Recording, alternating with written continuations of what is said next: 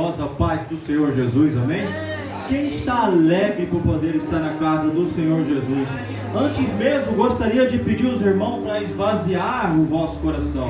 Esvaziar o vosso coração do que você vai fazer depois do culto.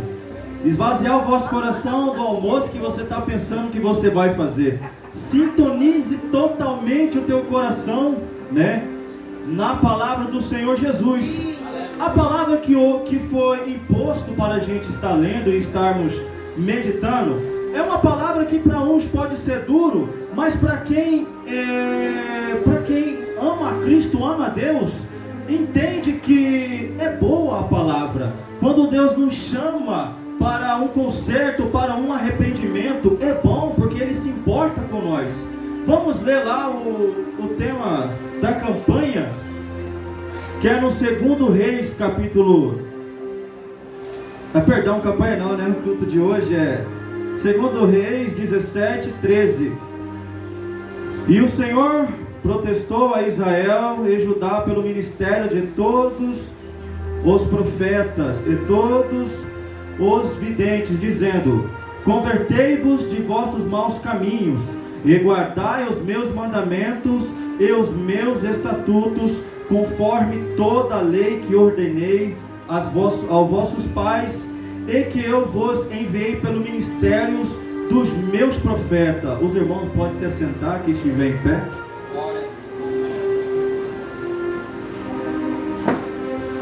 Antes de nós ler, quando nós lemos, né, esse comecinho, esse versículo 13, a gente entende que aqui Deus está chamando o povo, chamando não, né, mas já feito o julgamento de um povo.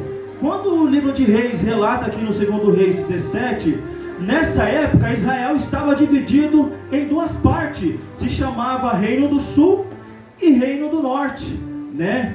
E aqui no capítulo 17, nós vimos que Deus chamou, né, como ele mesmo diz aqui, que ele protestou contra esse povo, essa cidade que é o Reino do Norte. Digamos aqui, embora fala no título do inicial do capítulo que se chama Oséias, rei de Israel, mas também podemos intitular o fim de um reinado e o fim de uma nação. Quando nós começamos lendo aqui, que é muito importante, às vezes nós pegamos o livro só pelo 13, a gente entende que há o julgamento, mas precisamos entender o porquê do julgamento, porque o nosso Deus, ele é justo. O nosso Deus, ele não vai te julgar, te fazer passar por certas situações sem antes lhe avisar, sem antes lhe chamar para um conserto. E foi o que aconteceu com este povo. No capítulo 17, começando, fala para nós do rei Oséias, que diz assim: no ano do 10º de Acás, rei de Judá, começou a reinar Oséias, filho de Elá, e reinou sobre Israel em Samaria por 9 anos, e fez o que parecia mal aos olhos do Senhor, e contudo, não como os reis que foram antes dele. E a Bíblia continua dizendo: contra ele subiu Salmanaser, rei da Assíria, e Oséias ficou sendo servo dele, e dava-lhe presentes. Porém o rei da Assíria achou em Oséias conspiração, porque enviara mensageiros a Só, o rei do Egito, e não pagava presentes ao rei da Assíria, cada ano como antes era. Então o rei da Assíria o encerrou e o aprisionou no cárcere. Nesse início, Deus já está falando sobre o que aconteceu com este rei. Pontua aí. Porque o rei da Síria subiu toda a terra e veio até Samaria e a cercou por 3 anos. No ano 9 de Oséias, o rei da Síria tomou a Samaria e transportou Israel para a Síria, e fez-los o habitar, né, em Ala e em Rabor, junto ao rio de Gozã, nas cidades dos Medos. Quando a gente lê o capítulo 13, quando Deus já fala sobre o protesto em cima dessa nação, ele fala o que aconteceu, ou porquê da razão daquele povo passar por aquela situação. E está aqui no número 7. E sucedeu assim por os filhos de Israel pecarem contra o Senhor seu Deus, e que os fizera subir da terra do Egito, debaixo da mão de Faraó, rei do Egito, e temeram a outros deuses, e andaram nos estatutos das nações que o Senhor lançara fora diante dos filhos de Israel, nos reis de Israel, que eles fizeram. O que Deus nos diz no 7? Que o povo estava fazendo totalmente ao contrário ao que o Senhor havia lhes ordenado. Porque o que eles estavam fazendo? Pecando contra Deus, e ainda por cima buscando auxílio ao rei do Egito, onde o Senhor os havia tirado de lá. E ainda para piorar a situação desta nação, principalmente do reino do norte, que nós estamos aqui a falar, eles também temeram a outros deuses, adoraram a outros deuses, fizeram ídolos, coisas que totalmente é abominável aos olhos de Deus. Ídolos é abomináveis. O próprio Senhor nos diz no livro do perdão, não vou lembrar agora, mas ele diz nos seus mandamentos que não prostrará diante de outros deuses. É um mandamento. Mandamento é algo que não é para ser quebrado, é algo que é para ser obedecido do começo ao fim. E Deus entregou a esse povo esses mandamentos, mas eles não estavam cumprindo nada. 8. E andaram nos seus estatutos das nações que o Senhor lançara fora diante dos filhos de Israel, e nos dos reis de Israel que eles mesmos fizeram. O que ele está dizendo? Estatutos. Estatuto é a lei que Deus havia entregado ao seu povo para obedecer. É a lei que Deus havia falado: não farei isso, não é para fazer. Não cobiçarás, não cobiçarás. Não adorará outro deuses, não adorará. Mas eles criaram as próprias leis, os próprios caminhos, os próprios fundamentos que eles tinham. É diferente de hoje, de muitas religiões que têm os seus próprios conceitos, que cria a sua própria ideologia para você ser salvo, que ensina os seus próprios caminhos, mas não andam pelo caminho da verdade, não te ensina o caminho da verdade. Não é diferente dos dias de hoje. 9. E os filhos de Israel fizeram secretamente coisas que não eram retas contra o Senhor seu Deus, edificaram altos em todas as suas cidades, desde a torre dos atalaias até a árvore de forte, e levantaram estátuas em imagem do bosque, em todos os altos e outeiros, e debaixo de todas as árvores verdes. E o que Deus relata aqui para nós? É igualmente a nós, somos cristãos. Mostramos que somos cristãos quando viemos à igreja, colocamos a Bíblia debaixo do nosso braço, passamos em todos os lugares, as pessoas olham nós como os cristãos. Assim era o povo de Israel, eles eram o povo escolhido. Então todos aqueles que viam aquele povo falavam: esse povo é o povo santo de Deus. Mas o que Deus fala aqui? Olha, só que no particular eles não são isso. No particular eles fazem totalmente ao contrário ao que eu os ordenei. É o que Deus fala para nós. Não adianta nós sermos bonitos por fora, mas no nosso particular estamos levantando ídolos, estamos fazendo coisas que ferem a vontade do Senhor, estamos andando pelos nossos próprios conceitos e não obedecendo a palavra que o Senhor impôs sobre as nossas vidas. E ainda fala sobre esse povo, como ele diz aqui, que eles levantaram, edificaram altos em todas as suas cidades, da cidade, desde a torre dos atalaias até a cidade forte. Significa o que? Levantaram estátuas, ídolos, levantaram seus deuses que adentraram naquele povo. O próprio Senhor nos diz, como eu já li aqui, fala para Israel que não era para se misturar com outros povos, para que a contaminação não entrasse no meio do povo. Mas quando nós lemos aqui, a gente vê que já era tarde demais, porque os ídolos já estavam levantado na cidade santa do Senhor. Assim, agora imaginamos, a cidade é santa. Com Deus não tem. Deus não gosta de pecado. Deus não gosta de coisas erradas. Deus não gosta que nós não cumprimos o mandamento. E principalmente o nosso Deus, que não quer nenhum Deus diante de nós, a não ser Ele, que não quer que nós adoramos outro Deus, a não ser a Ele. Imagina a situação desse povo que já estava adorando outro Deus. É a mesma coisa, como eu posso exemplificar para os irmãos mais fácil, é a mesma coisa de eu chegar aqui no altar do Senhor, pegar e levantar uma estátua aqui de Baal e falar para os irmãos, vamos cultuar a Baal. Era isso que o povo de Israel fez. Mas, todavia, entretanto, eles poderiam fazer aquilo? Poderiam fazer, eles fizeram. Quem falou que eles não podiam? Deus falou que não podia. Mas o nosso Deus é justo, Ele mesmo fala, vocês têm o livre-arbítrio de fazer o que vocês quiserem. Eles fizeram tanta atrocidade. Quando nós começamos a ler o capítulo, até chegar nesse capítulo que estamos agora, a gente vê que eles fizeram.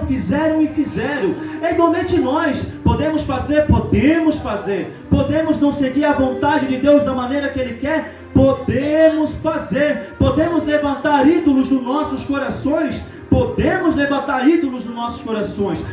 deixar a vontade de Deus em segundo plano, podemos deixar a vontade de Deus em segundo plano, mas tem um porém, todavia o jugo virá sobre nós, assim como chegou a este povo o dia do seu julgamento, que Deus chegou até eles.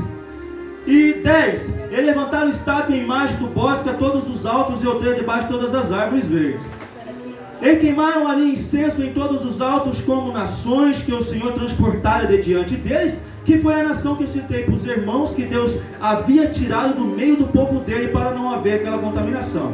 E serviram os ídolos, nos quais o Senhor lhes dissera, não fareis estas coisas. O que Deus fala ídolo? Ídolo não quer dizer apenas ídolos que há outros deuses, mas tudo aquilo que está na tua vida, que ofusca você de estar na presença do Senhor. Isso é ídolo. Ídolo é aquele que te atrapalha de vir na casa de Deus. Ídolo é aquilo que te atrapalha de orar. Ídolo é aquilo que não deixa você se aproximar da presença de Deus, que não deixa você ter um compromisso firme com Deus. Tudo isso é ídolo na vida de um cristão que quer buscar a presença do Senhor. Mas como eu já disse para os irmãos, podemos fazer as coisas erradas? Podemos fazer. Você pode estar na casa de Deus e na sua casa estar fazendo coisas erradas, fazendo coisas que não agradam a Deus. Você pode fazer tudo, mas no 13, Deus nos mostra que chegará o dia que Ele protestará a respeito de você, a respeito do que você faz. É como eu digo para os irmãos, vamos lá para o livro do Apocalipse, vai chegar o dia que Deus vai protestar. E qual é esse grande dia? Vai ser naquele grande dia, quando você e eu estivermos diante a presença do Senhor teu Deus, e Ele vai chamar a mim e a você, e vai falar, Gustavo, vamos passar agora a branco o que você fez. Irmã Nilma, vamos passar a branco o que você fez. Pastor André, missionário Magali, todos, vamos passar a branco o que vós fizeram na terra. Vai ser lá o grande dia que Deus vai protestar sobre mim e sobre você. O Senhor protestou a Israel e Judá pelo ministério de todos os profetas, evidente. Porque Deus protestou sobre todos os profetas, evidente. O que acontece, irmão? O que Deus está falando? Sabe, Deus está mostrando e nos falando mais. Olha só, Israel, olha só, eu te avisei, eu falei para vocês não fazer, eu usei os meus profetas, eu levantei profetas para falar com vocês, mas vocês não deram ouvido, mas vocês não ouviram. Então aqui não há uma desculpa para Israel falar, Senhor, mas tu não avisaste nós sobre que nós estamos nos maus caminhos.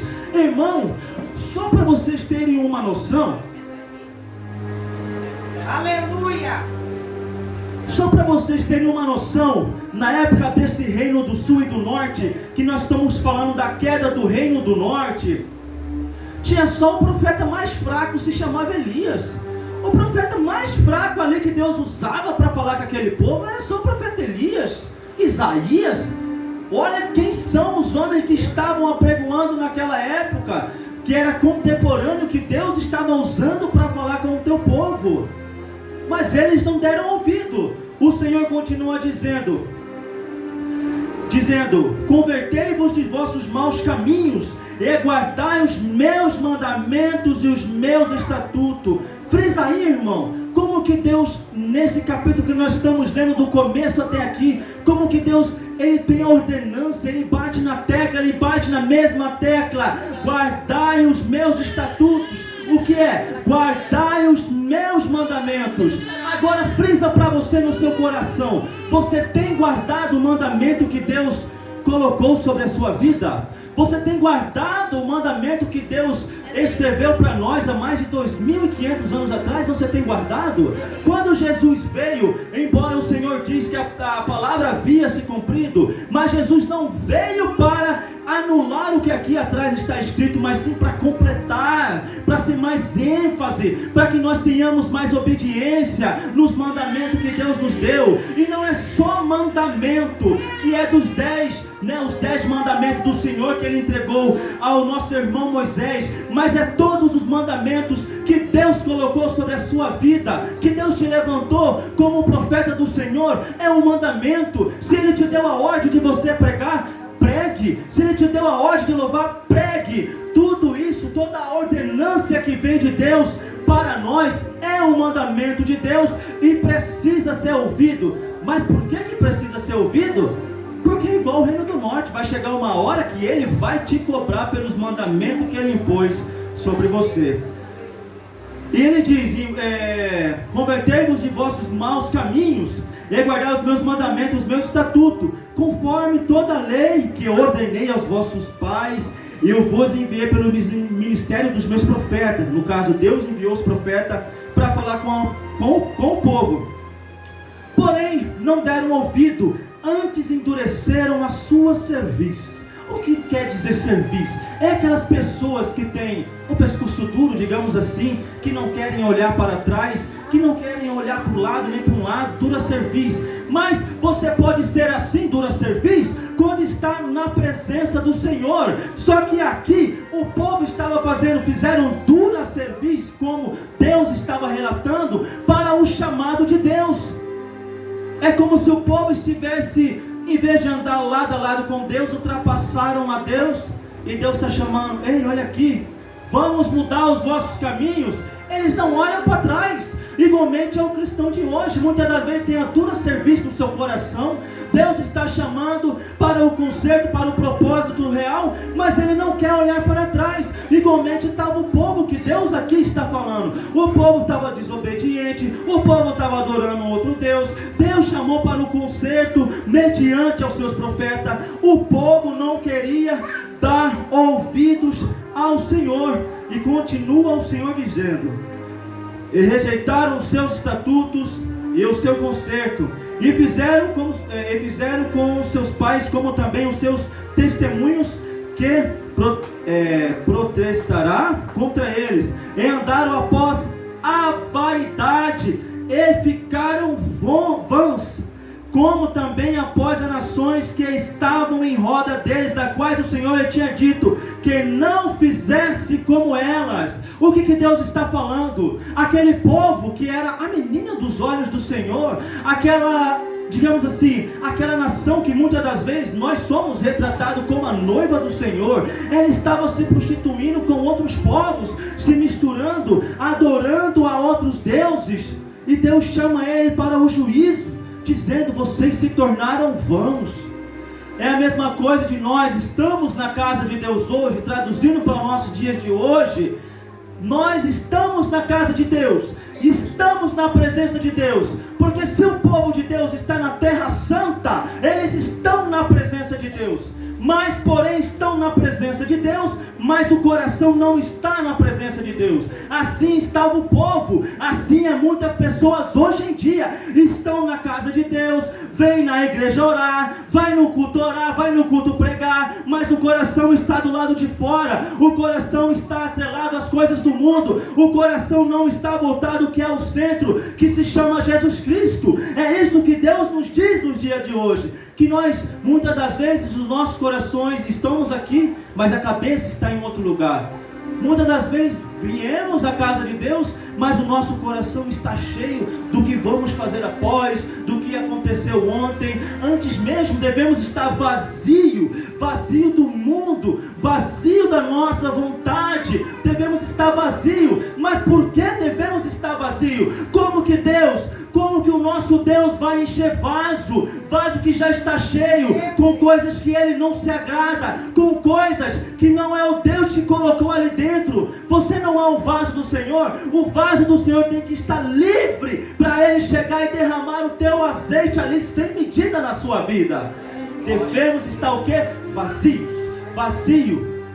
para que Deus venha nos encher a cada dia. Continuando, e deixaram todos os mandamentos do Senhor seu Deus, e fizeram imagens e fundição, dois bezerros, e fizeram um ídolo do bosque, e prostraram perante todo o exército do céu, e serviram a Baal. O exército do céu significa as estrelas. Quem tinha o costume de cultuar as estrelas, cultuar o sol, eram os egípcios. Eles tinham esse costume de cada estrela eles têm um nome: Deus Ra, Deus Sol, Deus não sei o que. E Deus aqui relata. E mais sobre Baal também. A gente vê como que Baal, ele é um ser que ele vai do começo a quase fim da Bíblia, ele é citado. Tanta rebeldia que o povo era. E continua dizendo: também fizeram passar pelo fogo seus filhos e suas filhas, e deram-se a adivinhações, e criaram algouros,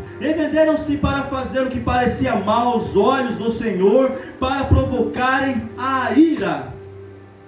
Pelo que o Senhor muito se indignou-se sobre Israel, e tirou de diante da tua face, nada mais ficou senão a tribo de Judá. O que Deus está falando? Levantaram ídolos, Baal, deuses pagãos, dentro da cidade santa.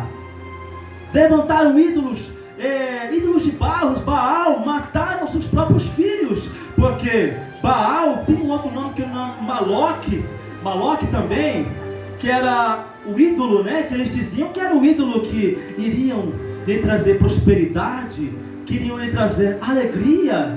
Mas ele exigiu uma coisa: que você sacrificasse o seu filho. Se não me engano, era os primogênitos que deveria ser sacrificado, para naquela crença deles de acreditar que Baal poderiam fazer alguma coisa. Deus se revoltou, levantaram ídolos e ainda matavam crianças em nome de outros deuses diante a própria face de Deus. É como se diz, é como o pecado debaixo do bigode de Deus aqui. O povo está pecando, está fazendo coisa errada. Mas chegou o dia que Deus se levantou contra a nação, contra todo esse pecado, e disse que chegou a hora do basta. E é assim que tem que ser na nossa vida. Chegou a hora do basta para os nossos ídolos de estimação que muitas das vezes nós temos, para esses ídolos que nos afastam da presença do Senhor. Então continua dizendo a palavra do Senhor: pelo que muito se indignou-se sobre Israel, e tirou diante a tua face. O que Deus diz? Aquele povo, presta muita atenção nessa parte que é importante. É muito importante vocês entender. Quando Deus fala assim: e tirou-se esse povo da face de Deus, analise a si mesmo agora nesse instante. Digno é você de estar na casa de Deus? Tem obedecido o estatuto que Deus falou? Você tem feito aquilo que Deus te ordenou para fazer? Deus te ordenou, faça, você não faz. Você fez compromisso, firmou compromisso com Deus e não fez? Mas por que eu quero que você frisa muito bem nessa parte que Deus fala? Pelo que o Senhor muito se indignou sobre Israel, e tirou diante a sua face, nada mais ficou senão a tribo de Judá. Deus tirou aquele povo da terra santa. Ah, glória a Deus. É nós, irmãos. Se nós não estivermos firmes, se nós não estivermos fazendo a vontade de Deus, naquele grande dia, eu e você não herdaremos o reino dos céus. O povo aqui foi tirado da terra santa, da terra prometida, da terra que mana leite e mel, que o Deus prometeu. A cidade onde várias e várias vezes nós vemos na Bíblia o nosso Senhor dizendo: ali é a cidade santa, ali está o meu trono. O lugar santo de Deus, Deus tirou aquele povo. O que Deus nos fala? Se nós não fazemos, se nós estamos como esse povo de Israel, Ele vai nos tirar diante da face dEle. Ele vai nos tirar diante da presença dEle. Por quê, mais uma vez? Refrisando, porque Deus não tolera o pecado. Deus ama o pecador, mas o pecado tem que ser tirado do pecador. As suas ações, as suas atitudes, tudo isso tem que ser tirado, para que quando chegar no grande dia, Deus não nos tirar, igual tirou o povo dele da cidade santa. E continua o Senhor dizendo: aqui foi a queda do reino do norte.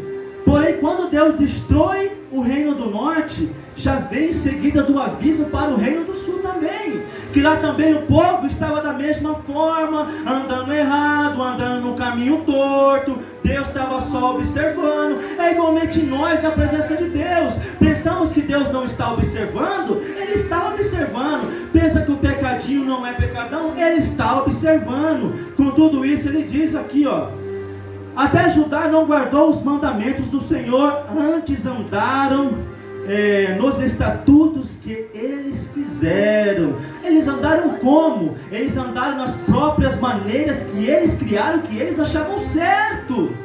Eles não olharam assim: eu vou abrir aqui, eu vou ler o que Deus falou que devemos fazer. Não, eles fizeram da maneira deles e estava tudo certo. Então Deus já avisa através do seu profeta. 20: pelo que o Senhor rejeitou toda a semente de Israel, e os oprimiu, e os deu nas mãos dos despojadores, no caso, na mão daqueles que os iriam acorrentar, até que os tirou diante a sua presença, porque rasgou a Israel da casa de Davi, e fizeram Jeroboão, filho de Nabate, e Jeroboão apartou de Israel, seguir o Senhor e os fez pecar um grande pecado. Aqui quando ele fala de Jeroboão, ele está se referindo a rasgar a casa de Davi, é quando há essa divisória dos dois reinos. A pergunta que é: Deus nos disse para nós que é bom vivermos em união, que quando nós adentrarmos o céu, não existirá a igreja batista, não existirá a igreja assembleia, não existirá a igreja lugar secreto com Deus, nada existirá. Existirá apenas um povo, uma nação. Mas aqui a nação, embora Deus deu a liberdade para eles, eles resolveram o quê? Vamos rachar. E racharam, quando ele diz aqui que rasgaram, racharam toda a nação que o Senhor havia construído. E aqui diz que Jeroboão apartou a Israel de seguir o Senhor e o fez pecar um grande pecado. E assim andaram os filhos de Israel em todos os pecados que Jeroboão tinha feito, nunca se apartaram deles.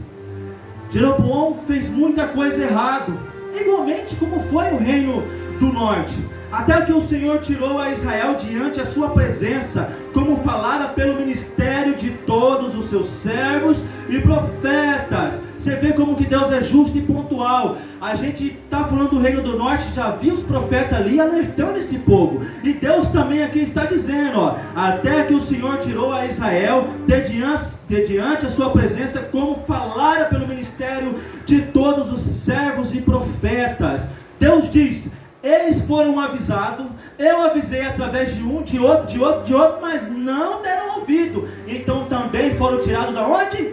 Da terra santa de Deus. E ele diz: assim foi Israel transportado da sua terra à Assíria até o dia de hoje. O que Deus nos diz? Que o povo foi transportado para a cidade de tormento, para trabalhar como escravo, para ser escravo de outra nação, para ser acorrentado por outros povos pagãos. Mas por que aconteceu isso na vida daquelas pessoas? Simplesmente porque não deram ouvido ao que Deus queria, simplesmente porque pegaram o mandamento de Deus, que Deus havia ordenado, e fizeram daquilo farelo, fizeram como se fosse nada. Aleluia. Fizeram como se fosse nada, como se, Deus falou, está tudo certo, está tudo bem. Mas o que tiramos de exemplo para mim e para você que somos cristãos? O que você entende? O que você entendeu quando nós lemos como se diz, O salário do pecado é a morte. O teu salário de você que não agrada a Deus é a morte, é fora da parte com Deus. O salário de você que não obedece à vontade de Deus é fora da presença de Deus. Então por que pagar caro? Por que deixar a oportunidade que Deus coloca na tua vida diariamente para você fazer a vontade de Deus? É fácil fazer a vontade de Deus? Não é fácil. Não é fácil para nenhum de nós fazer a vontade de Deus, mas duramente é o juízo de Deus que vai vir sobre mim e a sua vida, quando nós não fazemos a vontade do Senhor. Certo dia, essa semana, eu estava pensando quando Deus falou bem assim, terei mais piedade de Sodoma e Gomorra naquele dia. E eu me pergunto, mas por que Deus? No meu coração eu falei, Senhor, mas por que? Uma maneira simbólica que Deus diz, eu terei piedade de Sodoma e Gomorra naquele dia. É por causa, analise nós mesmos, como é duro ser traído por alguém que nós amamos. Como é duro a gente confiar nas pessoas e as pessoas traem a nossa confiança. Como é duro nós firmarmos compromissos com pessoas que não querem compromisso com Deus. Como é duro. É isso que Deus fala ali, eu terei mais piedade deles do que de você, que firma um compromisso comigo, mas não faz o compromisso que você falou. Não faz o compromisso, aquilo que eu te entreguei. Não faz a obra que eu te entreguei nas tuas mãos. Deus falou isso no meu coração. Ei, é mais fácil aquele povo, como ele diz, é mais fácil um camelo passar no fundo de uma agulha do que um rico herdar o reino dos céus. Porque o teu coração transborda das coisas do mundo, transborda das coisas da terra. Como eu já citei aqui atrás, o vosso vaso está cheio de coisas do mundo, daquilo que não convém a Deus. E Deus diz, por que eu vou ter piedade deles? Porque esse povo me pede, fala para mim, ei, enche-me da tua presença, Senhor. Mas porém, quando eu vou encher esse povo, o povo está cheio já de outras coisas, de coisas que não me convêm, de coisas que não me agradam. Como eu vou encher um povo assim? Deus fala para você, como que Ele vai te encher o vosso coração? Se o seu coração já está cheio de coisa, se o seu coração já está cheio de desejo, se o seu coração já está, vem na minha casa, vem na casa do Senhor, só para pedir, para encher das coisas do mundo, mas não vem pedir para derramar azeite. Como que Deus vai derramar o azeite na tua vida? Oh, glória a Deus, aleluia! Entendamos que Deus ele é justo. Entendamos também que Deus não se brinca, que com Deus não se zomba, que com Deus não tira sarro. Deus não é brincadeira, com Deus não se brinca, irmãos. Como nós já lemos no livro do Apocalipse, nós pregamos a outras vezes, no final do juízo, no final do Senhor, não há brincadeira. O livro do Apocalipse é brincadeira para você, irmãos? Quando Deus fala, ei, você que é tímido, tu vai ficar fora. Você vai ficar fora porque você não faz a minha vontade. Quando Ele fala para você que adora ídolo, você vai ficar fora. É brincadeira? É brincadeira até nós estarmos diante dEle. Igualmente eu falo para um amigo meu fala, eu não ligo. Eu acredito em Deus, mas eu não tenho a mesma perspectiva que os crentes têm do céu ou inferno. Se não temos, enquanto nós não estamos diante dEle, enquanto nós não estamos diante da face dEle, nós não temos. Mas ai de nós, irmão, como é duro, você imagina, chegar na hora final, Deus olhar para você diante da tua face e te falar, ei, você está fora, seu nome não está escrito no livro da vida. Ah, Deus, mas aí você fala, Senhor, eu fui na tua casa, Senhor. Você vai falar com a tua voz embarganhada, cheio de vontade de chorar, com cheio de vontade de suplicar a Deus, mas Ele vai falar para você, está fora, você não vai entrar. Aí você fala, ah Deus, mas eu fiz, mas Deus fala, não, você não fez a minha vontade, como esse povo de Israel, vocês não fez a minha vontade, você não fez aquilo que eu ordenei. Você não fez aquilo que eu falei de ganhar almas para mim. Porque o mal não dorme, o mal não descansa. Você não fez. Antes mesmo você olhou somente para você. Como que você quer dar o reino dos céus? Antes mesmo, Deus dizendo, posso dizer para nós, eu enviei meu filho por amor a vocês. Por amor a você. E qual amor que você teve olhando somente para você? Não olhando para o seu próximo, para aquele que precisa ouvir a vontade de Deus. O que Deus requer de nós? Compromisso. Que sejamos verdadeiros, que tratamos a palavra com mais seriedade, com mais verdade, sejamos verdadeiros. Sabe por quê? Porque no céu o mentiroso não vai. Como eu já citei, a nós que firmamos compromisso com Deus, falamos, Senhor, eu vou fazer, Senhor. Ah, Senhor, eu vou abrir uma campanha. Por que não abre campanha para Deus levantar o teu ministério? Por que você não levanta campanha para falar, Senhor, levanta-me como um vaso cheio, Pai, para que eu possa ser como foi o azeite que foi na casa da mulher, o vaso que derrama sobre os outros vasos, que enche, que transborda. Por que não abrir campanha nesse sentido? É o que Deus pergunta para você. Por que você não abre campanha para pedir para mim te encher de sabedoria? Por que você não abre campanha para me te encher de conhecimento? Todavia, embora o rei Salomão, nosso irmão Salomão, ele porventura também no final da tua vida, embora adorou outros deuses, fez coisas que não eram de agrado de Deus, mas assim como o pai dele, chamado Davi, que nós sabemos quem foi Davi, né? Um homem segundo o coração de Deus. Quando Davi morre, Salomão tem um encontro com Deus. Diante da face de Deus, Deus fala, Salomão, presta atenção, irmãos, Salomão, vamos refletir para você. Imagina Deus falando para você, Gustavo, irmã Eva, missionária Eliane, todo mundo, Deus falando para você assim, ei, olha aqui para mim, peça-me o que você quiser e eu te darei. Deus falando, presta atenção, Deus falando. Deus falou para ele, Salomão, peça-me ouro e eu te darei, Salomão. Peça-me isso, eu te darei, Salomão, o que você quiser. Mas Salomão poderia pedir? Poderia. Mas o que ele pede? Fala, Senhor, enche-me de sabedoria, enche-me de conhecimento. E Deus falou bem assim, pois bem, Salomão, você me pediu sabedoria, me pediu conhecimento, vós serás abençoado de sabedoria e conhecimento. Mas porventura, como me pediste sabedoria, eu também te darei ouro, eu também te darei prata, eu também te darei os inimigos nas tuas mãos. É assim que Deus quer que nós façamos. E o que nós entendemos?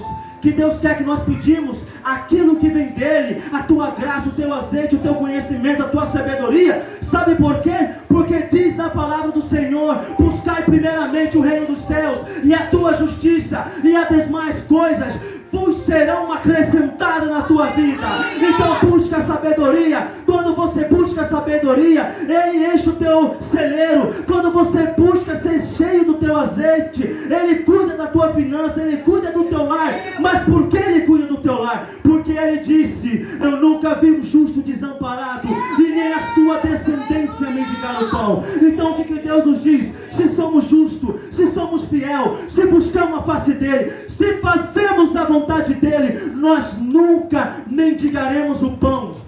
Antes mesmo, todavia, passaremos dificuldade. Mas quem não passou dificuldade lendo a Bíblia? Leia a Bíblia. A tua porta, o teu caminho para você ser salvo está aqui, ó.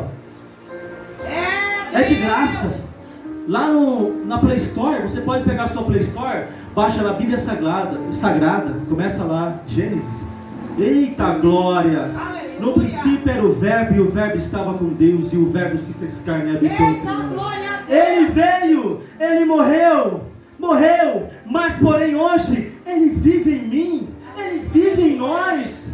Não tem como, eu já falei para a amada igreja, várias oportunidades que eu tive aqui, não tem como você ser enganado, não tem como você ser enganado pelos falsos profetas, porque não mudou diante do passado até hoje. Os falsos profetas que usam a mensagem de Deus para ensinar você a estar mais apegado às bênçãos que Deus tem, porém todavia as bênçãos não te garantem ao reino dos céus.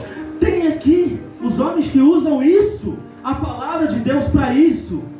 Mas quando você lê a Bíblia, você vai compreendendo cada vez mais aquilo que Deus quer sobre a tua vida, sobre andar em comunhão com Deus, sobre buscar a face de Deus, sobre Ele dizer que Ele quer te salvar. Ele quer salvar a ti, a tua casa, a tua família, os teus amigos, aquelas pessoas que não gostam de você. Ele quer salvar a todos. A todos. A palavra salva, ela liberta, ela também nos mostra as bênçãos de Deus. Deus quer nos abençoar, mas primeiramente Ele quer nos salvar. Por que Deus quer nos salvar? Reflete aí um minutinho.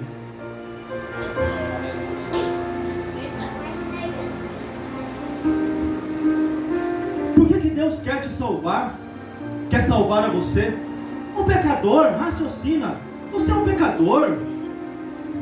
Se Deus descesse em sua glória aqui, todos nós seríamos mortos, em glória onde pudéssemos contemplar. Todos nós estaríamos mortos. Mas por que você diz isso? Porque diante da presença de Deus não pode haver pecado. Deus é santo. Não pode haver mentiras. Deus é santo. Não pode haver falsos profetas. Deus é santo. Será fulminado, queimado.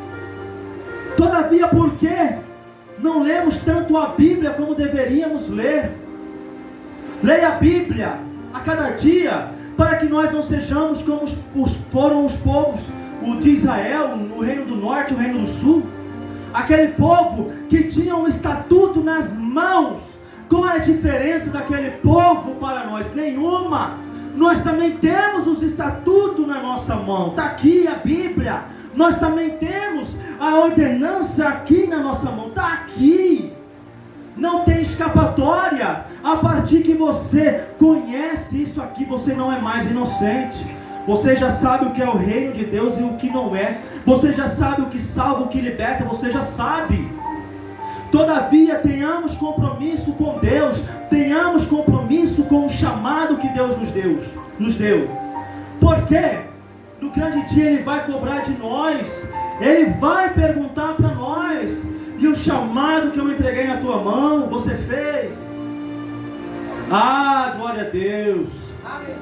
Eu não dei ouvido para Deus. Qual é o meu caminho se eu não dou ouvido para Deus? Para onde é que eu vou? Se quando eu estou na casa de Deus, eu não dou atenção para a palavra de Deus, eu não dou atenção para o que Deus está falando. Naquele grande dia, irmãos, eu sempre refriso isso. Deus vai lembrar do culto de hoje para você.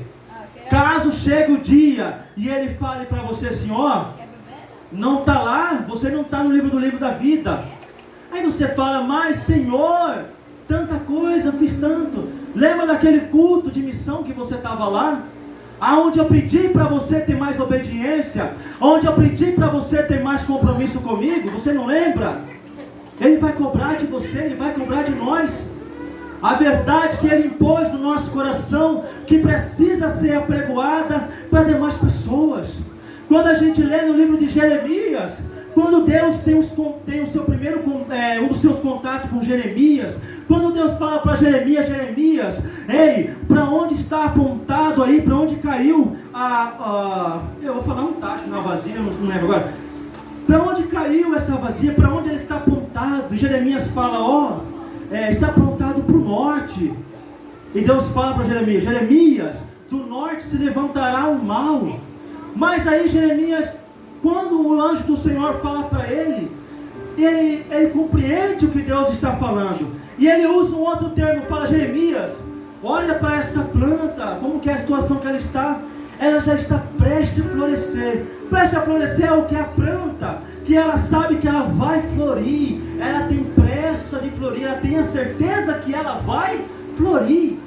Ou todavia você chega numa flor, um dia ela está fechada, mas ela sabe que ela vai florir.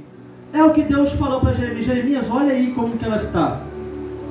Está preste, está quase. E é o anjo do Senhor fala para ele assim: Jeremias, como ela tem a certeza, como ela quer, ela sabe que ela vai dar fruto, que ela vai florir, assim mesmo é a minha palavra, é a palavra de Deus. Eu velo, no caso Deus dizendo para Jeremias, assim o Senhor vela pela sua palavra que tem que ser cumprida e será cumprida.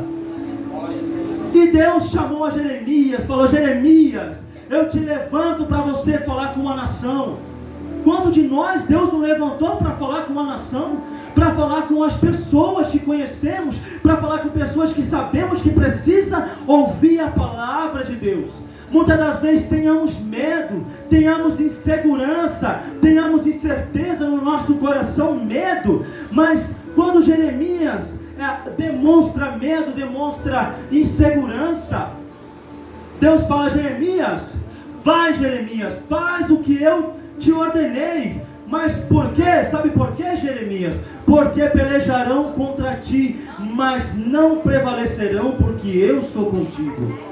É desta forma, quando Deus entrega uma obra nas nossas mãos para nós fazermos, devemos fazer. Não podemos ter medo, não podemos ter insegurança, não podemos ter desconfiança, mas fazemos a vontade de Deus. Sabe por quê? Porque Deus vela pela palavra que tem que ser cumprida. E todavia, se nós não velamos também pela palavra que devemos cumprir, pela mensagem que Deus falou para nós levar para tal pessoa, para tal família, para tal amigo, para tal parente, todavia a palavra tem que ser cumprida. Mas porém, se nós não guardamos a ordem, voltamos lá, todavia se nós não guardamos a ordem que Deus nos entregou, assim como Deus entregou a Jeremias e entregou para cada um que está aqui, Ele vai cobrar de nós naquele grande dia. O tema do livro é desobediência. Mas você se pergunta assim, fala: mas eu estou desobediente? Eu não estou desobediente. Mas analisamos nós a nós mesmos, será que não estamos desobedientes? Quando Deus fala para você no seu sonho: levanta de madrugada, busca a mim, eu quero falar com você de madrugada, todavia não estamos sendo desobedientes? Todavia, quando Deus entregou na tua mão o ministério de pregar, seja louvar, seja fazer o que for, e não fazemos, nós não estamos sendo desobedientes. O conserto de Deus não é apenas com aquelas pessoas que verdadeiramente não estão na tua casa, mas também com pessoas que estão na casa dele, mas os pés estão tortuosos, os pés estão cambaleando, a presença da pessoa está em cima do muro, está para um lado, está para o outro. Todavia, não é só as pessoas que estão fora que precisam voltar o teu coração ao conserto com Deus, mas nós também. Todos nós devemos estar voltado o nosso coração ao Senhor Deus. O culto é de missão. Embora não venham muitas pessoas diferentes do cotidiano, veio o meu amigo Léo ali, graças a Deus, Deus abençoe a vida dele. Mamãe falou para mim assim: mas você não convida o Léo para vir? Será que o Léo não gosta de ir na igreja? Eu falei: mamãe, Léo já convidei várias e várias vezes. Mas eu falei assim: mas convida de novo. Eu falei: sim, eu sempre convido, mas a minha parte está feita. Ele conheceu, porque eu apresentei a Cristo para ele. Exemplo, nunca, está repreendido, mas amanhã Léo partiu dessa para melhor amanhã, vai estar diante de Deus, e aí? Senhor, tem misericórdia de mim. Enfim, Gustavo chamou você 300 vezes para ir lá na igreja, você não foi. Agora você quer que eu tenha misericórdia de você? Não vai ter misericórdia. Naquele grande dia não terá misericórdia para aquele que não deu crédito e ouvidos à palavra de Deus. Minha mãe falou assim: convida. Aí já parti, estilo Talibã. Falei: se você não acordar amanhã, vou chegar na sua casa, vou tacar pedra na sua janela lá, mas você vai. Não estou falando para você fazer isso não, mas é a insistência. Nós ganhamos almas para Deus através da insistência. Embora nós não conseguimos transformar, porque Deus é quem convence o coração do homem, mas a sua parte tem que ser feita. Você tem que chegar limpo diante de Deus. Quando Deus chamar você lá digamos assim, numa empresa, né? Você está lá cuidando do almoxerifado. Deus chama assim: vamos agora ver aqui o que o Gustavo fez, se ele está apto a ir para o reino dos céus. Você tem que chegar assim, apto, pronto, não estejais preparando, mas estejais pronto para herdar o reino dos céus, todavia mediante ao que Deus nos diz para fazer. O culto é de missões, não é? Que nem eu citei, embora não tenha outras pessoas diferentes, mas nós somos a missão, missionários de Deus. Aqui temos mais de 10 pessoas aqui, então são 10 novas missões que tem para levarmos o Evangelho. Então agarramos a palavra de Deus com unhas e dentes, essa oportunidade. Como já disse, esvaziamos os nossos corações da vontade que nós desejamos do mundo e sejamos cheios do Espírito Santo de Deus. Muitas das vezes você vai em locais e igrejas, em lugares pequenininhos, aonde tem muita pouca pessoa, você fala assim, nossa, você vai pregar, mas fala, nossa, tem 3 pessoas na igreja. Como eu já citei várias vezes para os irmãos, não importa a quantidade, o que importa é a qualidade. É a qualidade daqueles 3 que estiverem ali, ou aquele um sozinho que estiver ali, é a qualidade. Mas qual é a qualidade? É a oração daqueles 3, daquele pouquinho que está ali, quando ele olhar para o céu e clamar, Senhor, derrama o teu fogo santo, e Deus desceu o fogo santo naquele lugar. É assim, como eu já falei várias vezes, embora não tenha muita gente, mas quem não pode faltar, se chama Jesus de Nazaré. É esse que não pode faltar. Se o irmão ou a irmã não veio, está tudo bem, mas Jesus veio, está tudo certo. Sejamos nós firmes, guardamos a mensagem, levamos a palavra sozinho. Seja sozinho também, sejamos sozinhos para levar a palavra. É bom ter mais um ao lado, mas se não tem, não fique esperando, Jesus, levanta mais um irmão para me ajudar a levar a palavra. Não, Deus tem um chamado na tua vida, faça o chamado. Quantos profetas Deus levantou, diversos profetas para o seu chamado sozinho? Jeremias, claro que Jeremias depois teve Abacuque ao lado dele, mas a gente pegamos Paulo também, teve pessoas ao lado dele, na maior parte também sozinho. Sejamos fortes, guardamos a palavra que hoje foi pregada na tábua do nosso coração. Entendamos que, assim como Paulo disse, todavia posso tudo naquele que me fortalece. Entendamos que essa palavra ela é maravilhosa, é linda, porque posso tudo naquele que me fortalece. Mas quando Paulo escreve tudo posso naquele que me fortalece, ele já tinha apanhado, ele já tinha sido açoitado, ele já tinha sido jurado de morte, ele já tinha passado por diversas situações, passado por muitas necessidades, preso em vários lugares, mas ele disse, mesmo na dor, mesmo na aflição, assim devemos ser também nós. Dizemos para nós mesmos, em meio à tribulação, ao invés de reclamar, ao invés de murmurarmos, ao invés de sermos ingratos como foi o povo de Israel, porque Deus diz lá, quando nós lemos no começo do capítulo 17, Deus diz, todavia esse povo fizeram o contrário, porque eu tirei eles do Egito. Quando Deus fala do Egito, era o que? 400 anos de sofrimento, 400 anos de tribulação, e é isso que Deus quer que nós façamos, sejamos imitadores do nosso irmão Paulo. Embora passamos dificuldades, sofrimento, lutas, angústia e dor, mas sejamos fortes em dizermos, tudo posso naquele que me fortalece, e quem nos fortalece é Deus. Glória a Deus, aleluia. Eu estou muito feliz, agradeço muito a oportunidade por mais um dia poder pregar a palavra do Senhor Jesus, e agradeço, amém.